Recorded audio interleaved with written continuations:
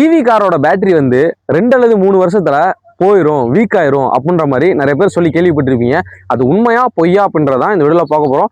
வீடியோக்குள்ள போறதுக்கு முன்னாடி பேஜை ஃபாலோ பண்ணாம இருந்தீங்கன்னா மறக்காம ஃபாலோ பண்ணிக்கோங்க. ஆக்சுவலா மாடர்ன் ஈவி கார்ஸ் எல்லாத்துலயுமே பாத்தீங்கன்னா 8 அல்லது 12 வருஷம் வரைக்கும் அந்த பேட்டரியோட லைஃப் வருங்க.